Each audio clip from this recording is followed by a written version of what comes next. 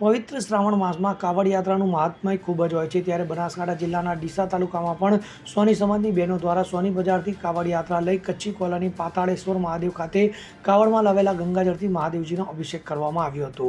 શ્રાવણ માસમાં ખાસ કરીને ઉત્તર ભારતમાં કાવડ યાત્રા ખૂબ જ પ્રસિદ્ધ છે। શ્રાવણ માસમાં શિવ પૂજામાં શિવલિંગ પર ગંગાજળનો અભિષેક કરવા કાવડિયાઓ પગપાળા યાત્રા કરી હરિદ્વાર તેમજ કાશીથી ગંગાજળ ભરીને લાવે છે અને પોતાના નજીકના સ્થળોના શિવ મંદિરોમાં તેનો અભિષેક કરે છે। ત્યારે ડીસા તાલુકામાં પણ સોની સમાજની બહેનો દ્વારા હરિદ્વારથી લાવેલા ગંગાજળને કાવડમાં ભરી સોની બજારેથી વાજતે ગાજતે કાવડ યાત્રા નીકાળવામાં આવી હતી। તો કાવડ યાત્રા ડીસાના કચ્છી કોલોની વિસ્તારમાં આવેલ પ્રસિદ્ધ શ્રી પાતાળેશ્વર મંદિર પહોંચી હતી, જ્યાં બહેનોએ ખભે કાવડ સાથે ગરબાની ધૂમ મચાવી હતી। ત્યારબાદ કાવડમાં લાવેલા ગંગાજળથી પાતાળેશ્વર મહાદેવ મંદિરમાં સ્થાપિત 5 શિવલિંગો ઉપર સામૂહિક રીતે અભિષેક કરવામાં આવ્યો હતો।